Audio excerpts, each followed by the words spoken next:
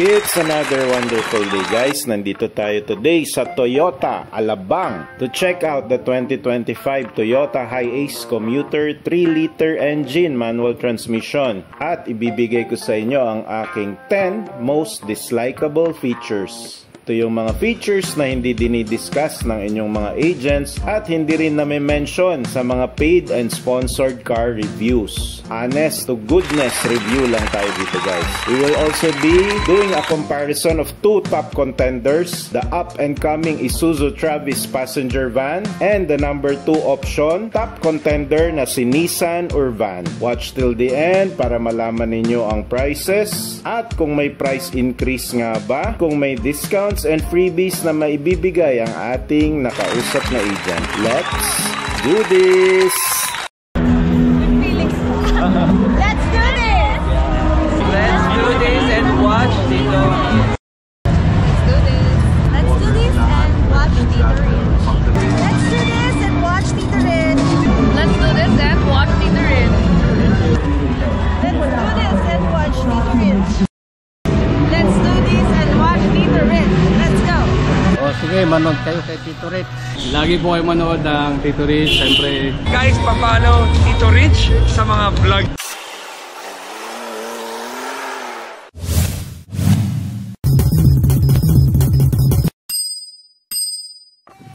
Umpisahan na agad natin sa pricing, guys. Yung Toyota Hiace 3-liter cargo ay 1,189,000. Itong unit na i-review natin today is Toyota Hiace Commuter 3-liter manual transmission, 1,390,000. May price increase ba? Watch till the end, sasabihin yan ni agent. Toyota Hiace 3.0 ambulance naman ay 1.5 million. Toyota Hiace 2.8 liter GL Grandia manual is 2.2 million. 2.3 million naman yung automatic na Grandia na 2.8 liter din. Grandia Tourer automatic is 2.5 million. 2.9 million yung leather seats na automatic na diesel 2.8 liter. And yung most expensive and high-end na Super Grandia Hiace Elite 2.8 liter automatic transmission diesel engine is 3.291 million. Guys, sa video na ito, iisa-isahin natin ang 10 most significant na dislikable features ko sa 2025 Toyota Hiace Commuter 3-liter diesel engine. Meron din nga pala akong isa pang video ng 10 most likable features naman of this same unit. So patas tayo, guys, ha. May 10 likable and 10 dislikable features. Maganda itong reference ninyo before making that big purchase. Lalo na para malaman ninyo kung ano ang fit na unit para sa inyo for your purpose and for your budget. Pag nanonood kayo ng impartial reviews, marami kayong masasagap na information, guys, na pwedeng gamitin ninyo for that decision making. Meron din nga pala akong review on the Nissan Urvan. Also, another review for the Isuzu Travis, all in my YouTube channel. Umpisahan na natin, guys, with the number 10 of my most significant na dislikable feature, itong tires and wheels. So ang Hiace, guys, 15-inch steel rims lang at napaka-basic at simpleng steel rims compared to the Nissan Urvan. Also a 15-inch pero meron tong wheel cover.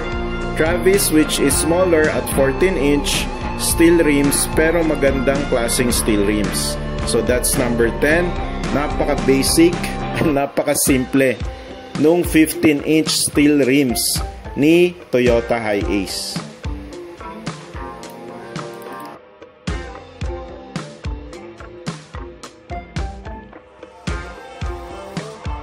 Tuloy natin sa number 9 naman, guys.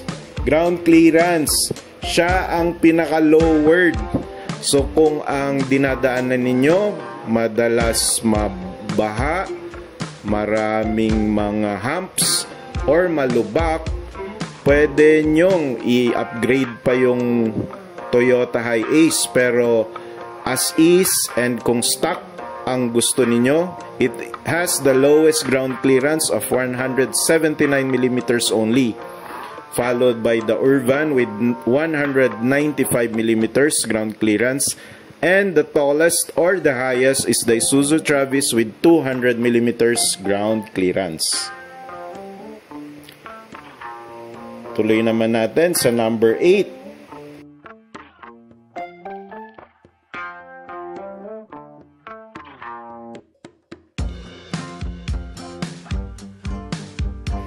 Number 8 na dislike ko, aircon vents. So si Nissan Urvan ang pinakamaraming aircon vents, guys. 14 ang kanyang aircon vents. Priority talaga ng Nissan na palamigin lalo na ang kanyang mga passenger seats at passenger area. While for the Toyota Hiace, it is only 9 aircon vents. For the Travis naman po, wala pang info as of now. So far, Nissan Urvan leads this category and Toyota Hiace is close pero they are behind.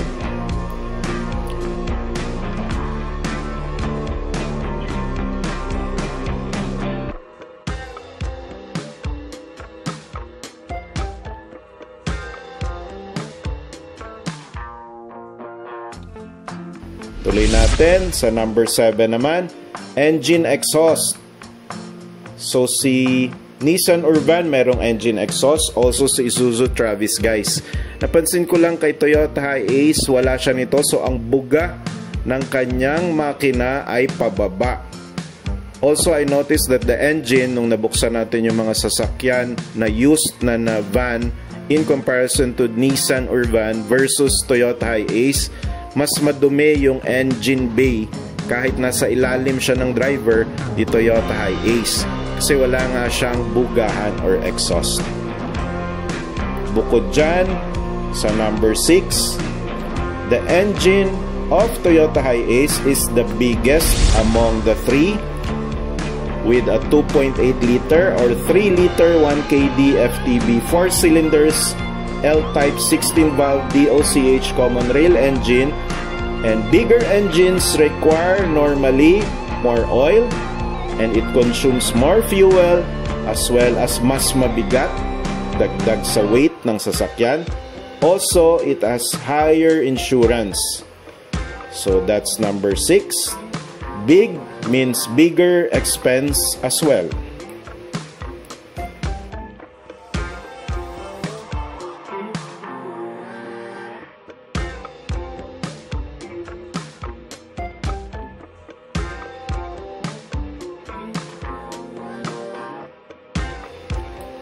Move on to number 5, engine timing belt. So compared to the other two top contenders, Nissan Urvan and Isuzu Travis na mga naka-timing chain, which is more durable, longer ang lifespan, and requires less frequent maintenance. If you will acquire the Toyota Hiace engine, kailangan mo magpalit, guys, ng timing belt every 3 kilometers. So that's added for your PMS. That's an added expense during your PMS. So number 5, the timing belt. Yes, may mga advantages for having timing belt. One is yung tahimik at hindi matagtag yung makina, guys, pero this is for PMS purposes, mas less maintenance at mas matagal ang buhay ng timing chains compared sa frequent needed replacement ng timing belts. That's number 5. Moving on to number 4, yung hydraulics sa rear tailgate. It's very uncomfortable and sobrang lakas nung sipa, guys. Yun lang yung napansin ko nung inopen ni agent yung tailgate. So hindi siya masyadong user friendly, or possibly for your passengers, hindi rin siya passenger friendly. That's number 4, the rear tailgate hydraulics.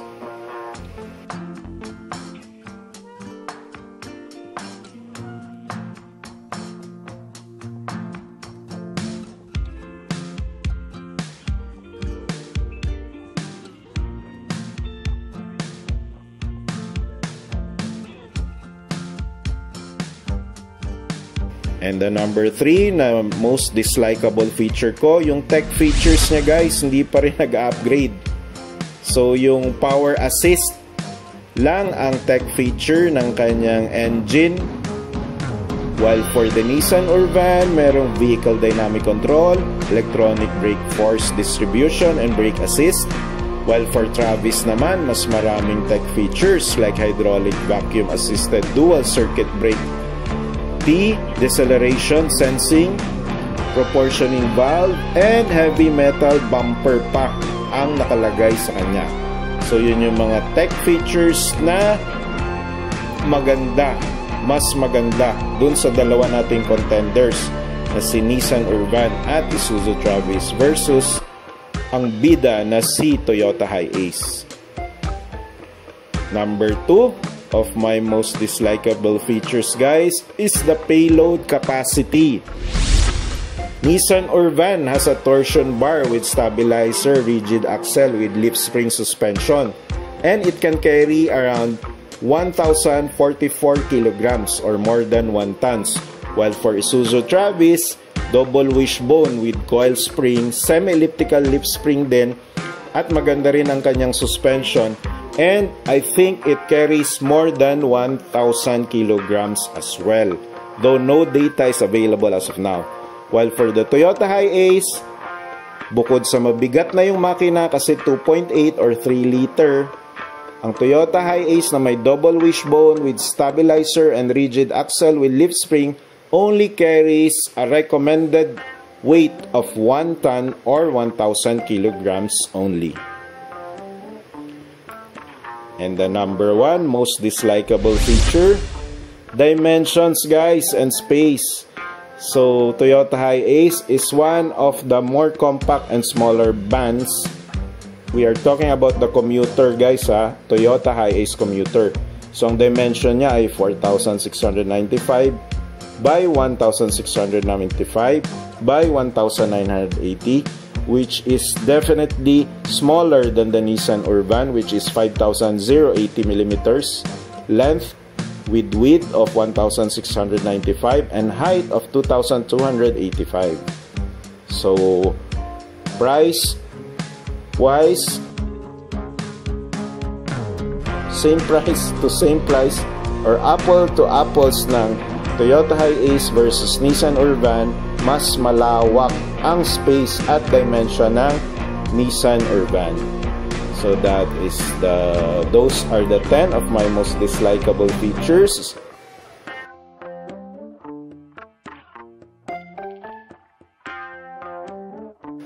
So we can therefore conclude that Toyota Hiace is lacking on tech features, payload capacity, number 2 lang siya, timing chain, naka-timing belt lang siya, ground clearance, siya ang pinaka-lowered, space and comfort, hindi siya ang the best, as well as while using, it uses more engine oil, more fuel, mas mabigat kasi ang laki nga ng makina, and higher yung insurance kasi mas malaki nga ang engine niya. So that's it guys, pakinggan natin ang ating na-interview na agent at Toyota Alabang.